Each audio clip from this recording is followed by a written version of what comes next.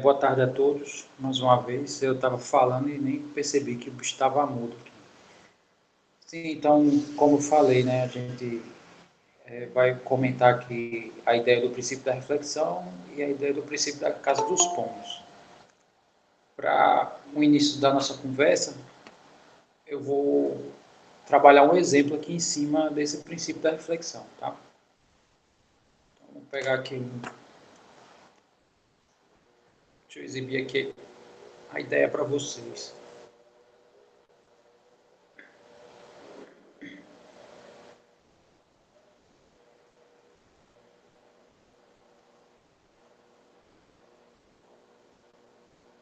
Imagine o seguinte: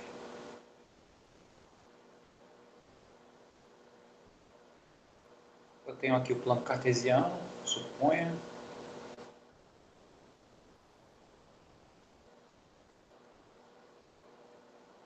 que os dois eixos, né, x, y, e suponha que eu quero sair aqui de um ponto, sei lá, um ponto P0 para um ponto P, seguindo algumas regras. Tá? Vou colocar aqui as coordenadas 0, 0, né? Eu quero sair desse ponto aqui até esse ponto aqui, deixa eu ver. Suponha que aqui é a coordenada 5, tá? E aqui é a coordenada 3.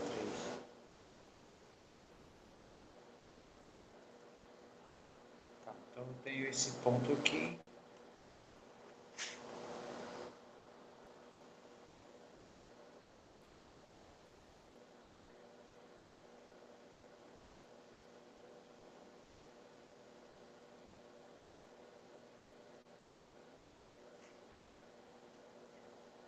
Chamar esse aqui de, sei lá, P0.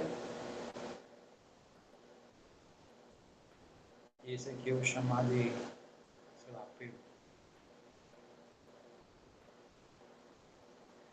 Para a gente fazer esse deslocamento, eu vou considerar dois movimentos. Um que é chamado movimento de subida, que eu vou pegar um ponto x, y qualquer e transformar ele no ponto x mais 1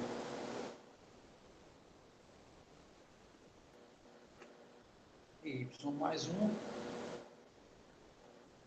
E o outro movimento é o que nós chamamos de descida.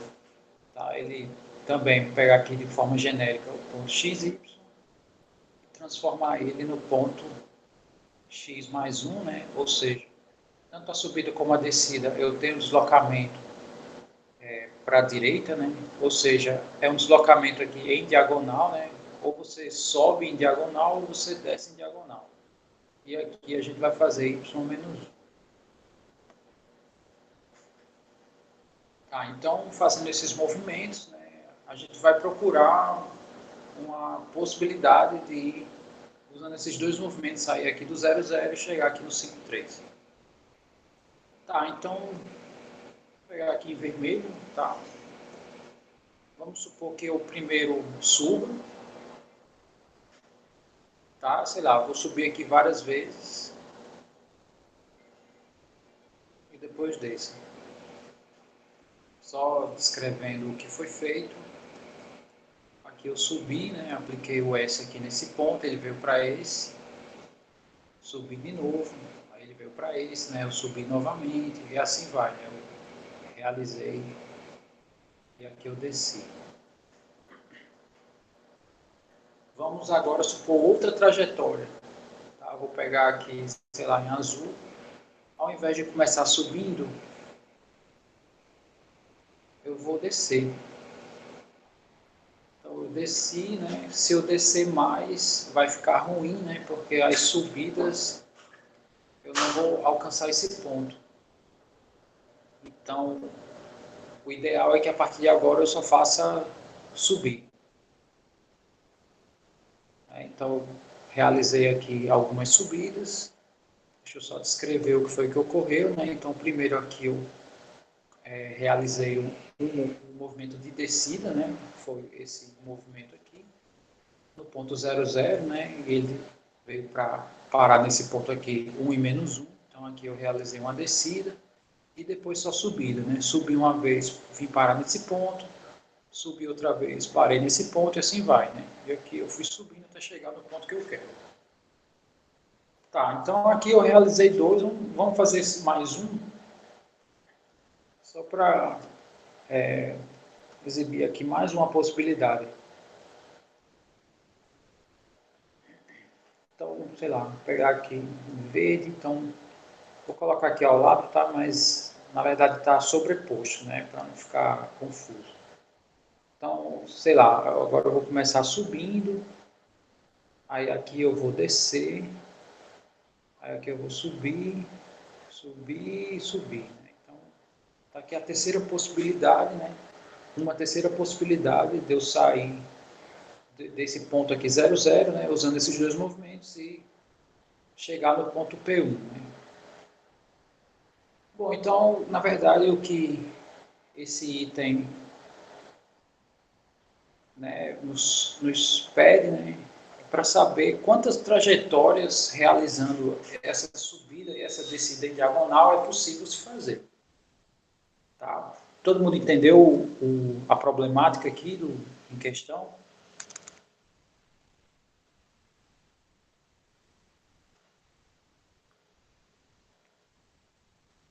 Tranquilo, né? Tá, então a ideia é essa, né? Esse princípio da reflexão. O nome princípio da reflexão é porque tem alguns movimentos, né, que se encaixam justamente aqui com a reflexão, né? Ó, esse movimento aqui é a reflexão dessa. Não é todo movimento que tem isso, né? Mas pelo menos em algum ponto isso acontece.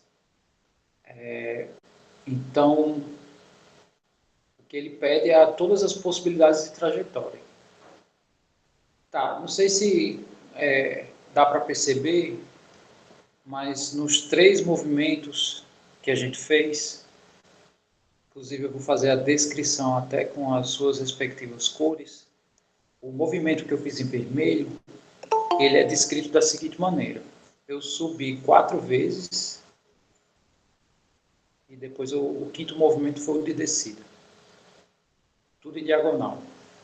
Agora, descrevendo o movimento em azul, eu desci primeiro e eu realizei 4 movimentos de subida em sequência, na sequência. E por fim, o que eu fiz aqui em verde foi uma alternância, né? Inicial.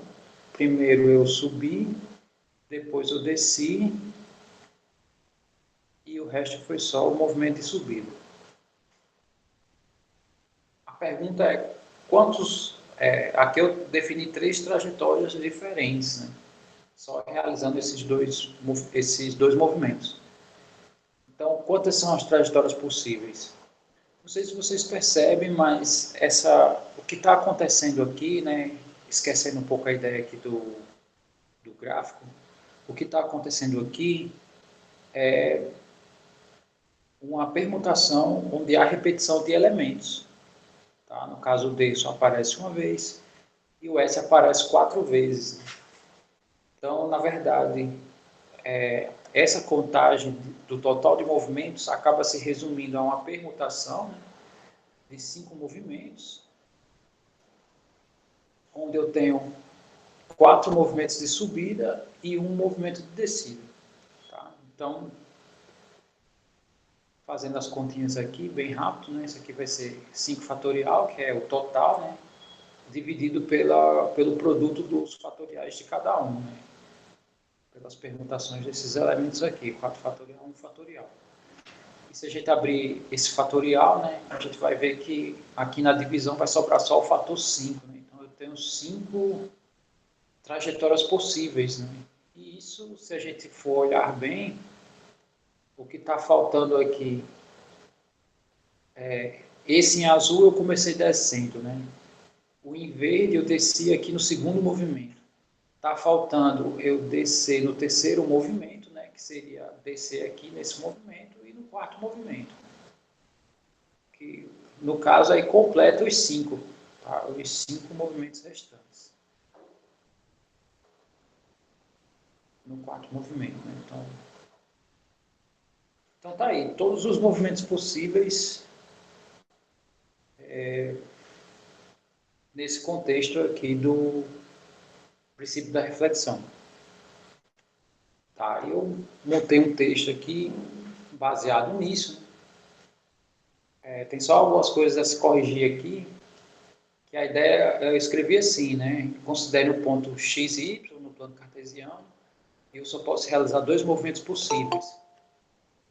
O primeiro movimento é a subida em diagonal, né? Que a gente já comentou sobre isso, né? Lá na nossa lousa digital. A descida em diagonal, né, também é definida, a diferença é só aqui a coordenada y, né? Na subida eu adiciono uma unidade, na descida eu subtraio uma unidade. Então, o número de trajetos para se sair de um ponto P0 para um ponto P1 é dado por isso aqui. Lembrando que aqui eu coloquei x0, né? Esse x0, ele seria essa coordenada aqui, 5, né? Seria, né? Eu vou dizer por que não é. Exatamente. Por que 5, né? Porque todos os movimentos, na verdade, eu tenho sempre 5 movimentos, né? Essa coordenada x aqui é quem me diz quantos movimentos eu tenho. Já que tanto na subida como na descida tem um deslocamento aqui no eixo x, né? Então, o eixo x é quem me diz quantos movimentos eu tenho. O y não, que tem essa variação de sobe e desce, né? Então, ele não me informa diretamente quantos movimentos eu tenho. Tá, aí esse Szinho que tem aqui é a quantidade de subidas, né? E o Dzinho é a quantidade de descidas. E aqui eu montei um sistema, né? O que esse sistema significa? Eu sei que esse caso que eu coloquei aqui é um caso simples. Ele é um caso que a gente, né, pode descrever aqui tranquilamente algumas possibilidades, inclusive, na verdade, todas elas. Dá para descrever todas as possibilidades. Mas, sei lá, vamos supor que tem um caso lá que eu saia do ponto 00 e vá para o ponto 100 e, sei lá, 52. Aí já não dá para fazer assim, né? É difícil até descrever uma trajetória só, porque a descrição de uma trajetória é só para saber quantas subidas e quantas descidas a gente vai utilizar. Então, essa é a razão da existência lá do sistema. Se a gente olhar bem, se eu pego o número de subidas mais o número de descidas, né, olhando aqui numericamente, né, e a gente olhar aqui o eixo X dos dois movimentos, significa que nesse caso aqui, a soma das descidas com as subidas vai dar a quantidade de deslocamentos aqui em X. Então, significa que isso aqui é a variação aqui em X.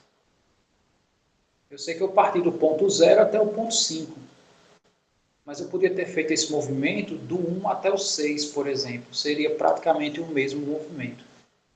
Aí, no caso, a diferença, né, 6 menos 1 dá 5. Ou seja, aqui é ΔX, que no caso é esse valorzinho aqui. Tá? Esse valorzinho aqui que é o ΔX. Eu coloquei aqui, não é x0 porque ele parte do x0, né? Seria o x1 se aqui fosse 00, né? Aqui seria x1. Tá? Ok. E aqui a variação em y tem uma diferença, né? Porque hora a gente sobe, hora a gente desce. Então, se eu pego o número de subidas e subtraio pelo número de descidas, né, isso dá a variação em y. E de fato, né, se a gente, sei lá, ignorando um pouco essa ideia aqui que a gente fez, se a gente fosse ver o número de subidas e o número de descidas pelo sistema, ficaria assim. Número de subidas mais número de descidas é 5, e a diferença ia ser 3, né, que ia ser essa variação aqui em y. E de fato, né, eu sei que a gente viu aqui que dá 4 e 1, mas de fato, se eu considerar o S como sendo 4 e o D como sendo 1, né, a soma dá 5 e a diferença dá 3. Né? Ou seja, é resolver o sistema. Aqui, no caso, é só somar, né? 2S aqui vai dar 8, né? Então, 1S vai ser 4. Então, em sistemas mais complexos, a ideia é a resolução desse sistema aqui, tá? Para identificar esse tipo de quantas subidas e quantas descidas são necessárias. Tá, então, essa é a ideia, né? A ideia básica é essencialmente isso daqui. Aí aqui eu botei um exemplo, né? Esse exemplo é um pouco semelhante, né? Ao invés de ir aqui no 5.3, ele está indo lá no 5.7, né? Então vamos ver aqui como é que essa coisa vai funcionar. Então, seguindo um pouco dessa ideia aqui do sistema, então a gente tem o seguinte, né? Eu quero sair do ponto 0,0 e quero chegar no ponto 5,7. Então, aqui a variação em x é 5, a variação em y é 7. Se a gente for seguir esse caminho aqui do sistema,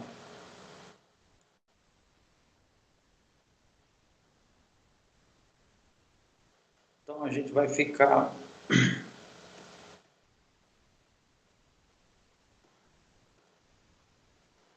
com a seguinte coisa, né? O número de subidas mais o número de descidas é 5.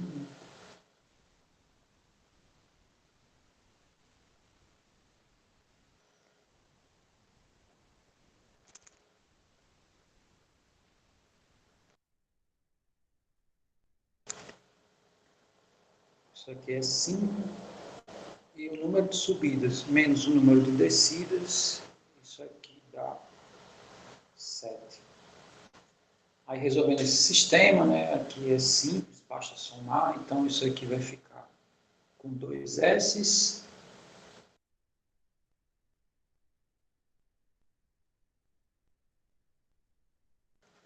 é igual a 12. Isso aqui vai me dar 6 movimentos de subida. E colocando, substituindo em uma delas, né? Pode ser na de baixo. Então, não vou colocar assim.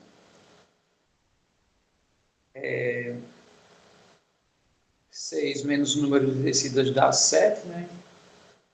Isso aqui implica que o D menos D, né, vai ser 7 menos 6, ou seja, D é menos 1.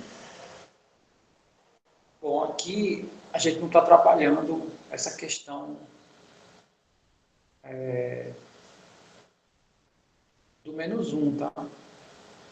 Não existe, ou ele desce em diagonal positivamente ou ele sobe, né? Essa aqui, no caso, seria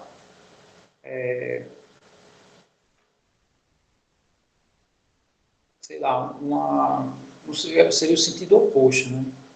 Então, ao invés de ele descer assim, né, é igual a ideia vetorial. Você tem aqui, esse aqui é o vetor V, né, um espaço vetorial qualquer.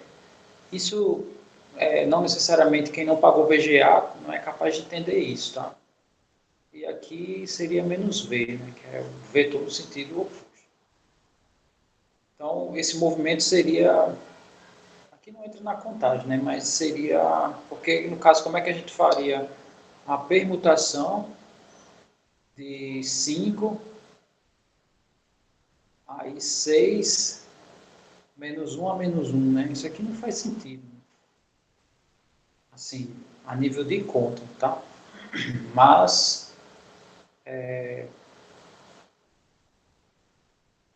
no caso aqui não dá para fazer esse caso, né? Eu vou mostrar aqui graficamente como é que vai funcionar isso.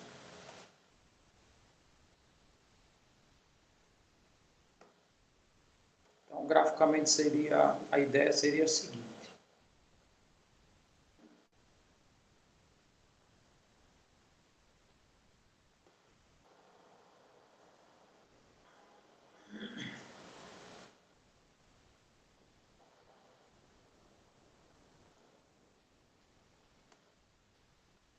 Então, eu tenho aqui o ponto 5 e aqui,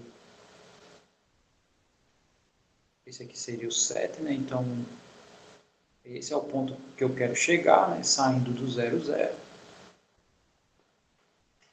Tá, mas se a gente for aplicar aqui as subidas, né?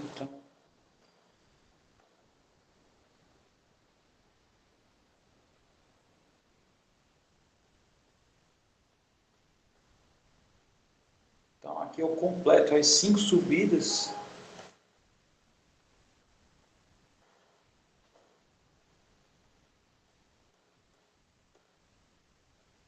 Eu completo aqui as 5 subidas e não chego no ponto Q, porque o y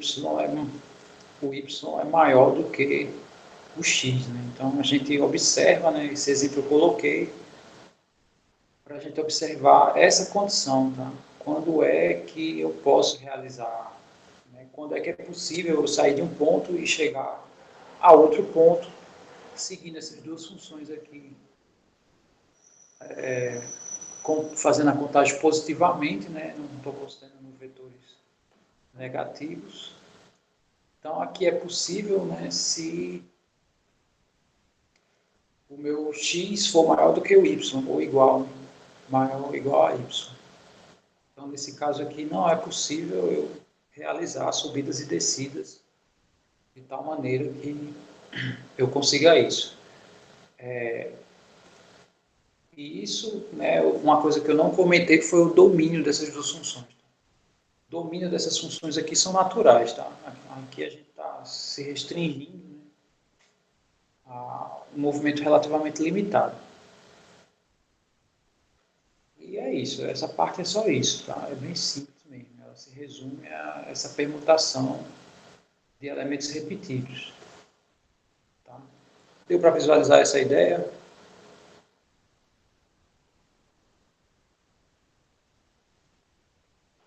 Tranquilo, né?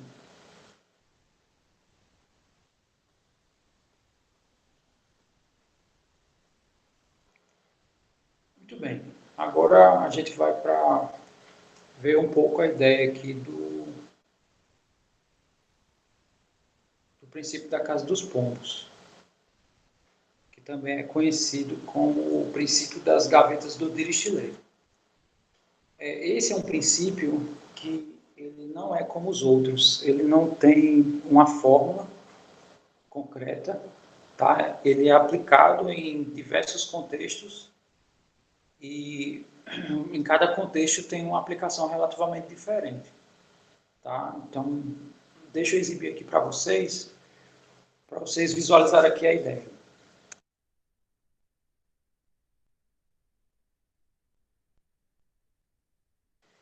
Muito bem, então, também é conhecido como o princípio das gavetas, né, de Dirichlet, e é definido da seguinte maneira: eu tenho N objetos, que eles vão ser colocados em N-1 gavetas. Aí a conclusão disso, né, é que quando eu coloco os N objetos, na verdade, quando eu coloco os N-1 objetos nas N-1 gavetas, cada gaveta vai ter um, sendo que está faltando aí um objeto, ou seja, vai ter uma gaveta que vai ter duas, né? Então, é o que ele diz aqui, ó. Então, pelo menos uma gaveta terá pelo menos dois objetos. Esse contexto aqui é porque pode ser que tenha mais gavetas com mais objetos, né? Pode ser que tenha gavetas com nenhum objeto. Então, se cada um for colocado em um, é bem interessante prestar atenção, porque o exemplo 26 é facilmente resolvível, porém sem aplicar o princípio, inclusive. Mas aí, para aplicar o princípio, a gente tem que fazer algumas considerações um pouco mais rigorosas do que o que acontece na realidade.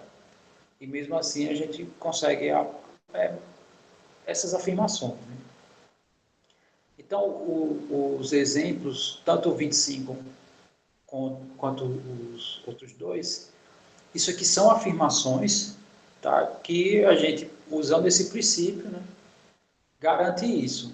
Né? Então, assim, é como se, sei lá, a gente tentasse contradizer essa afirmação e não conseguisse, porque o princípio não permite.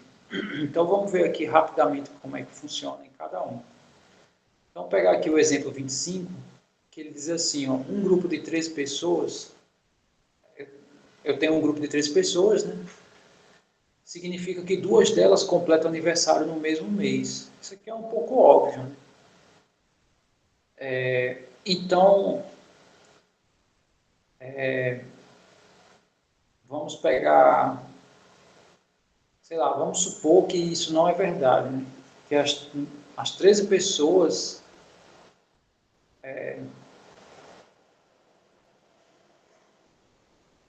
não, isso não acontece, né? Isso aqui já dá para ver que é absurdo.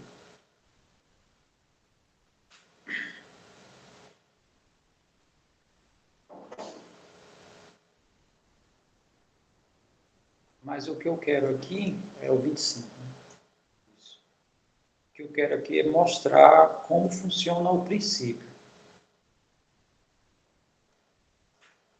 Tá, então eu tenho 13 pessoas e eu vou fazer a seguinte suposição. Vamos supor que cada uma delas completa aniversário no mês. Né? No caso, eu quero forçar a barra, querendo dizer que cada um no mês, né, não vai ter nenhum mês que tenha 2 pessoas completando aniversário. Então, sei lá, eu vou, sei lá, me intrometo aqui nesse grupo, digamos assim, aí questiono a elas quem é que faz aniversário em janeiro. Uma delas vai se manifestar, né? Vamos supor que é cada um mês. Então, essa pessoa eu vou chamar de P1, tá? É a pessoa que faz aniversário em janeiro. Aí, em fevereiro, eu faço a mesma pergunta.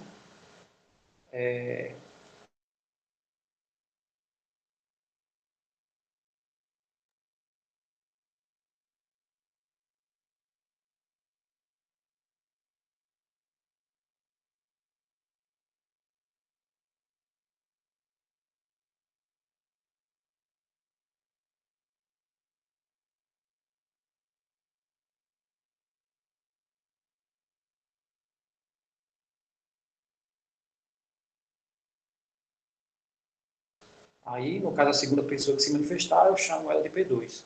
E vou fazendo isso, né? Até dezembro. Por absurdo, né? Por contradição, eu ia chegar nisso, né? Tem uma contradição porque tem uma pessoa, né, que precisa de um 13º mês do ano para ela. Aí isso é impossível. Aí isso seria um absurdo. Consequentemente, essa afirmação é verdadeira. Travou? Peraí. Tá, peraí.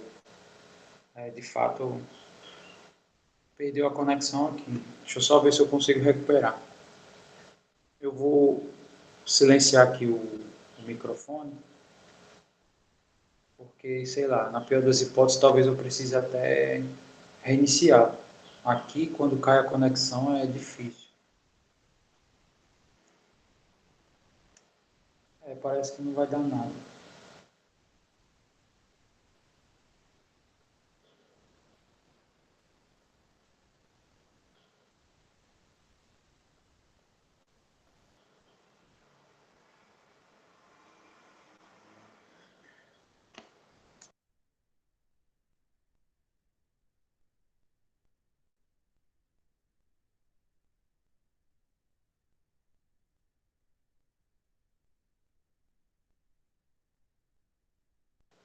Muito bem. Então, voltando aqui, eu não sei em que ponto sumiu a tela, né?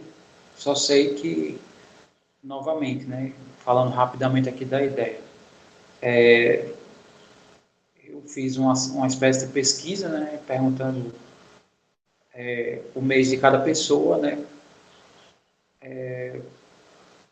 Forçando a hipótese que cada pessoa faz aniversário em um mês. Então, aí eu coletei. A primeira pessoa foi a primeira que se manifestou, chamei de pessoa 1, aqui de janeiro, a pessoa 2 de fevereiro, consequentemente a 12ª de dezembro. Então, eu vou precisar de um 13º mês para essa pessoa, isso é um absurdo, né? Então, de fato, a afirmação, que no caso é essa daqui, é verdadeira, né? Num grupo de 3 pessoas, 2 delas completam aniversário no mesmo mês, pelo menos. Tá. Aí agora, o exemplo 26. Eu tenho essa afirmação, né? Considere o seguinte conjunto, né? Aqui não tem esse S.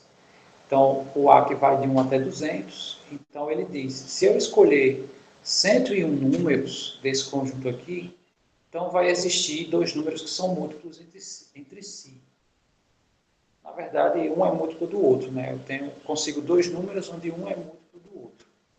Eu acho que é isso que ele quis dizer com essa afirmação aqui. Bom, isso é simples, né, de, de se obter. Se eu tenho 2 pares, né, então é mais fácil encontrar a multiplicidade entre os pares. Se eles forem ímpares, aí também não é tão difícil encontrar isso. Bom, mas aí a ideia, né, pelo menos para a gente generalizar essa afirmação, é a seguinte, né? Isso aqui que eu vou apresentar agora é a ideia do Morgado, né? O livro ele apresenta um pouco dessa ideia. Então vamos supor que eu pegue 2 números, onde esses números eu vou escrever eles dessa maneira. E suponha que todos os números eu consiga escrever com esse formato. Vocês podem dizer assim, como? E se for um ímpar, né? Como é que eu escrevo um ímpar, sei lá, 11? Como é que eu escrevo 11 nesse formato? Então, o que eu quero dizer é o seguinte.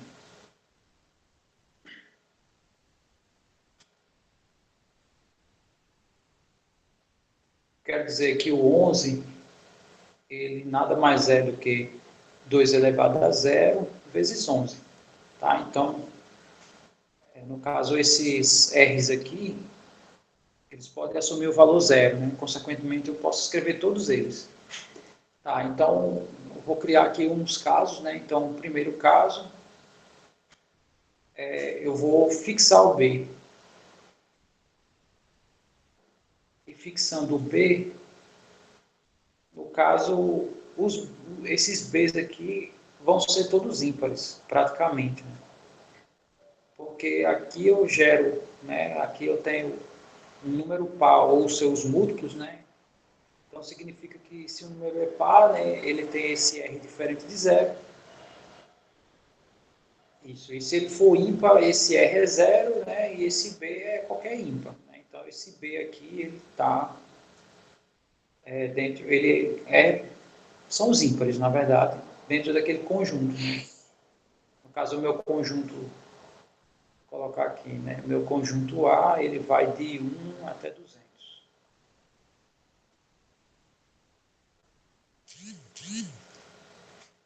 Muito bem, então, se eu fixar o B, significa que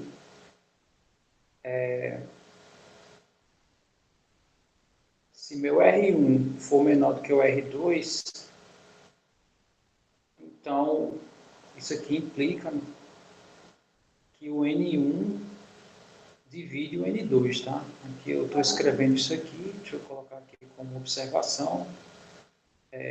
N1 barra N2, posso dizer, eu digo divide, né? N1 divide N2, ou eu digo N2 é divisível por N1.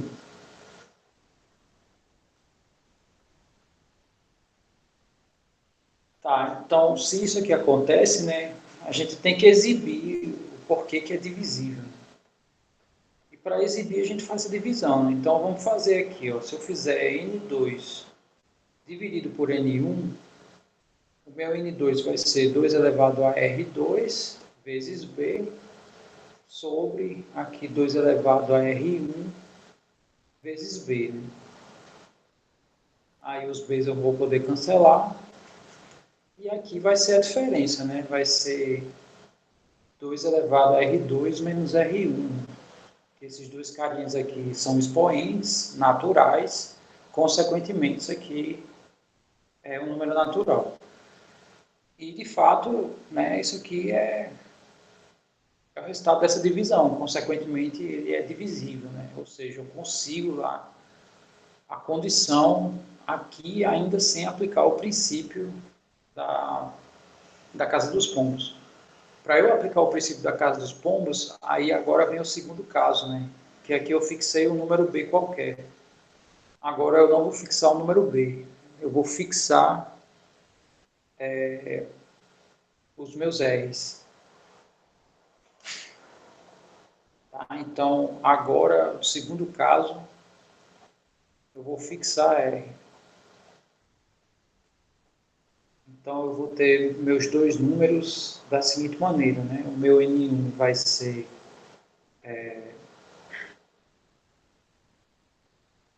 eu vou continuar chamando aqui 2R1, né, vezes B, e esse aqui.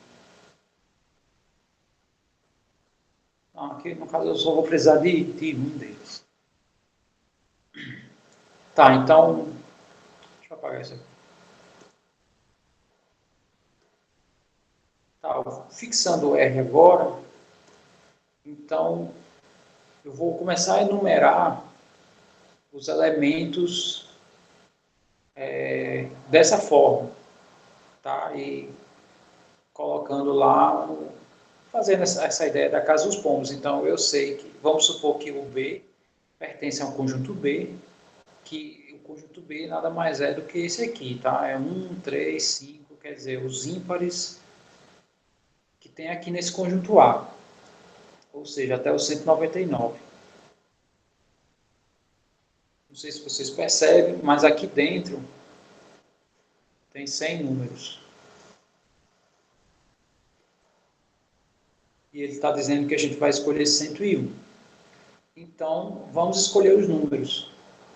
Então, o primeiro número que eu vou escolher é esse. Ó. Meu N1 vai ser 2 elevado a R fixo vezes 1. Tá, então, esse número eu sei que ele vai pertencer a um certo B1, que é, sei lá, vou considerar um conjunto B1 como sendo os números com esse formato aqui. Aqui eu fixei o R, mas sei lá, é o número da forma, sei lá, 2y vezes 1. Eu vou escrever assim grosseiramente, tá? Então isso aqui seria como se fosse a minha primeira gaveta. Todos os números com esse formato estão aqui em B1. Agora eu vou pegar N2, que é o número da forma 2R vezes 3, tá? E isso aqui vai pertencer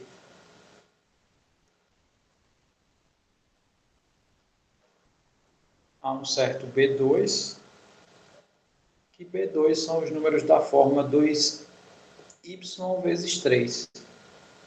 Aí vocês vão até perceber que se eu continuo fazendo isso, vai chegar uma hora que vai aparecer o 9 aqui, né? Que acabaria a nossa demonstração.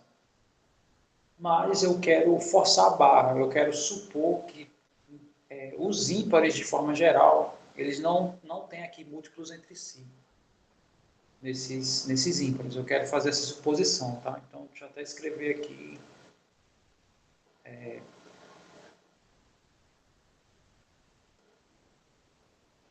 Que não há múltiplos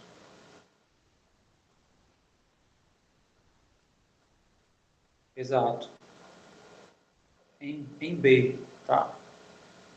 Vamos supor que todo mundo aí é primo, tá? Eu estou colocando aqui uma hipótese forte, né? Que a gente sabe que isso não acontece, tá? Mas aqui seria um caso mais extremo, né? Que a gente sabe que 3 e 9 acabou, né? Então, com os pares, né? Se eu escolher, não precisa nem chegar a ser 101 números. Mas, na verdade, o que ele quer garantir é isso, né? Todas as vezes que eu escolher 101 números, pelo menos dois deles são um é múltiplo do outro. Tá, e seguindo essa ideia, dessa suposição aqui, eu vou chegar no N100, né? Que o N100, ou seja, o centésimo número, vai ser 2 elevado a R vezes 199. e isso pertence a um certo B100, que são os números da forma 2y vezes 199. Tá, mas percebam que eu quero escolher 101 números. Até agora eu fiz a descrição do primeiro número escolhido até o centésimo. Tá, então, quando eu fizer isso,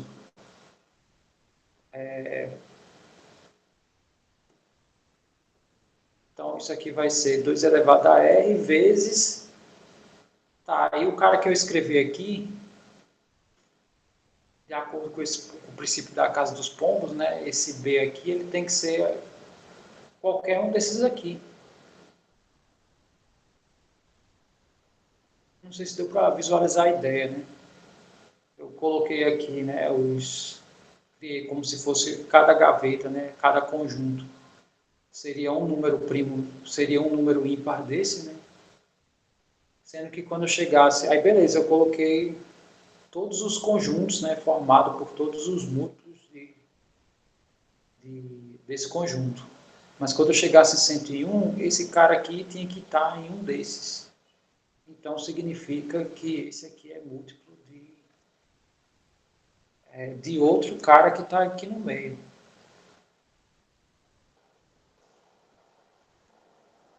E essa, na verdade, essa é a prova dessa afirmação usando o princípio da casa dos pombos, né? É lógico que teve o comentário do Jonas, né, que já acabaria com essa afirmação, né? Mas lembre-se que aqui a gente está usando a ideia do princípio.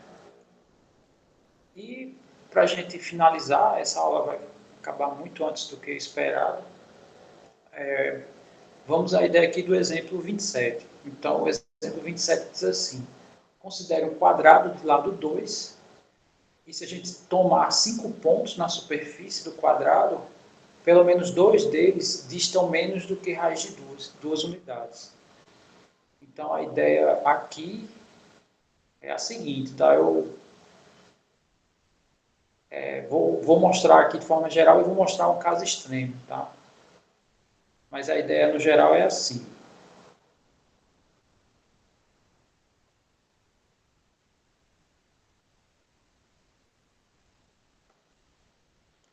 Então, vou pegar aqui.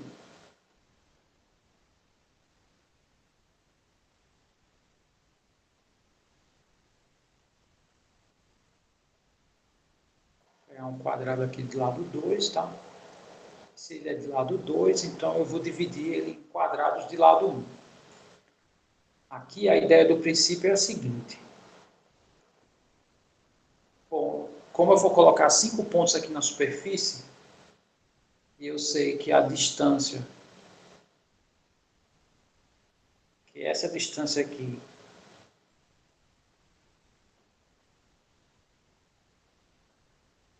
ela mede raiz de 2, né? Porque aqui é um quadrado de lado 1. Então, essa diagonal aqui mede raiz de 2. Então, significa que vou colocar um ponto aqui em cada superfície, né? Que é colocar um ponto em cada gaveta, né? Cada quadrado desse equivale a uma gaveta.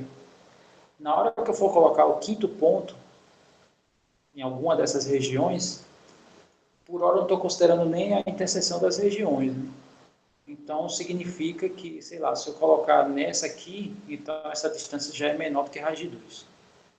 Tá? Em qualquer dos quadrados que eu inserir, a distância desses dois pontos é menor do que a diagonal, né? Muito bem, então essa é a aplicação do princípio, né? Porém, aqui, na verdade, a frase correta, né, seria de estar menos ou igual a raiz de 2 unidades. Por que menos ou igual? Porque eu posso ter essa possibilidade aqui, ó. Pegar aqui 4 pontos aqui no extremo e pegar o quinto ponto aqui exatamente no centro, né? Ou seja, Se eu considerar que a borda está na superfície, né? Então, eu tenho 5 pontos e a distância é exatamente igual, tá? Então, é isso. Essa, no caso, é a ideia desse exemplo 27. Tá? Essas ideias que eu passei hoje estão tranquilas? Deu para visualizar as ideias?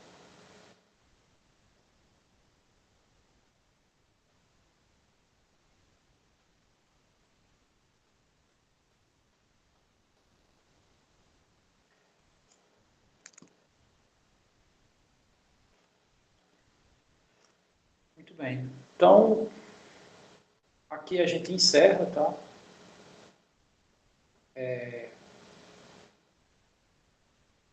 Então, a gente encerra a discussão aqui do conteúdo.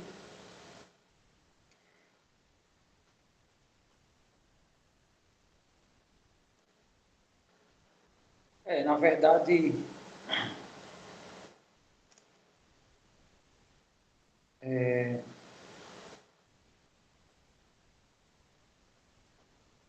no caso, aí tem que descrever, né?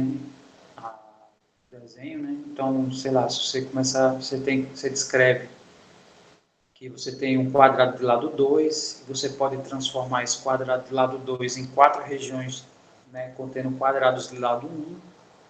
A diagonal, ela é a maior distância,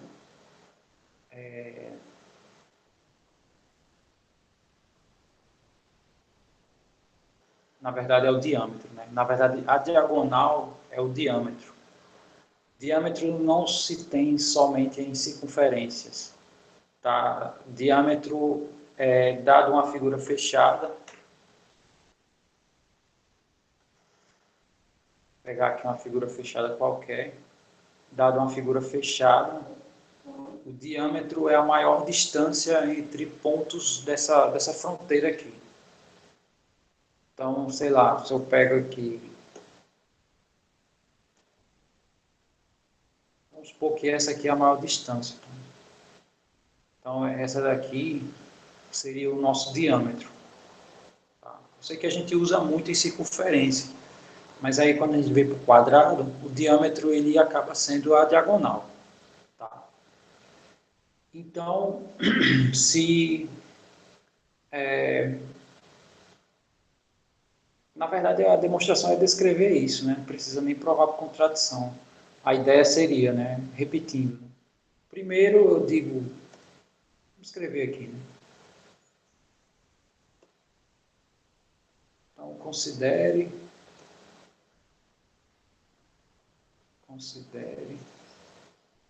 um quadrado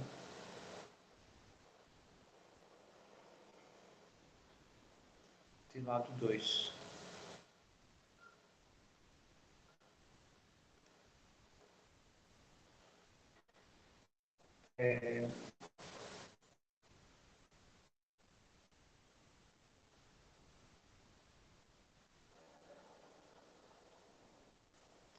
Suponha que ele está dividido em 4 regiões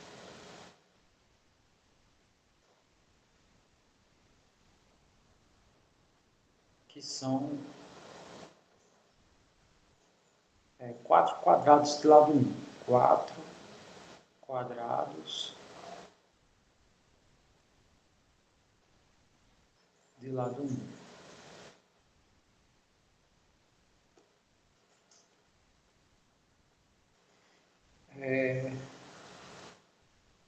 Sabe-se que o diâmetro de cada quadrado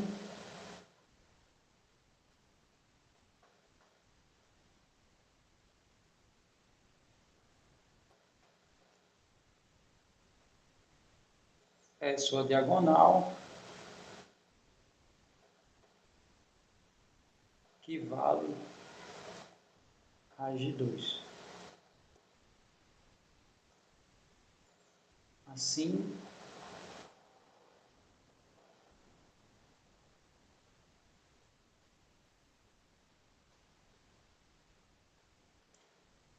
ao tomar um ponto em cada quadrado,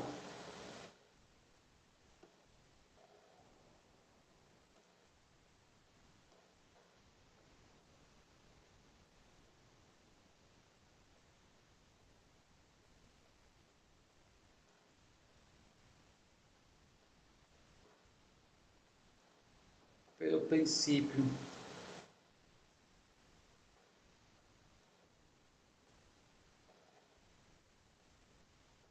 da casa dos pombos,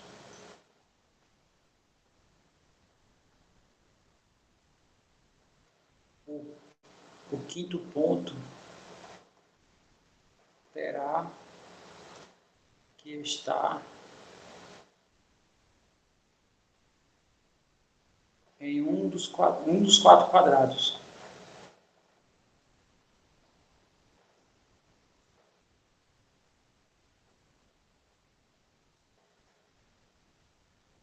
E dessa forma,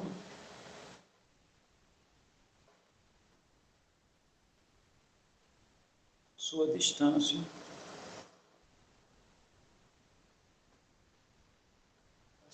não, a distância entre eles, né? Porque são dois pontos. Então,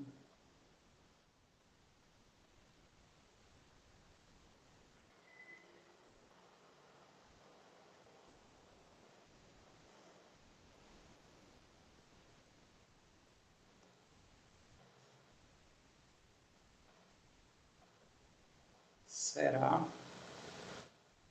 menor ou igual a raiz de 2.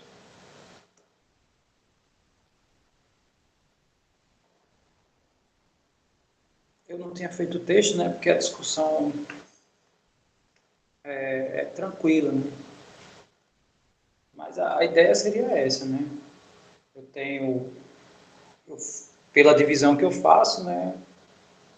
Eu coloco um ponto em cada quadrado e o quinto ponto tem que estar num deles, né? Aí acabou-se, né? A distância é menor ou igual do que raiz de 2. E pronto. Então, com isso a gente encerra aqui, tá? Esse encontro de hoje. Eu vou abrir uma enquete lá para ver se é melhor a gente resolver alguns exercícios, né? Tirar uma aula para resolver esses exercícios aqui, pelo menos os que vocês tiverem dúvida, os que vocês não conseguiram. E depois eu passo a atividade ou então eu já passo direto, né? Eu vou abrir essa enquete lá para a gente ver o que a gente faz. Só lembrando, a segunda parte desse conteúdo, ela é bem menor do que essa, tá? Então aqui a gente dividiu esse conteúdo em duas partes. O conteúdo da próxima unidade seria a metade do tamanho desse, tá? Então significa que a gente vai conseguir sem problema nenhum chegar até o fim com uma certa tranquilidade. Ok? Então, eu vou só encerrar aqui a gravação, tá? E vou deixar à vontade, né? Quem quiser fazer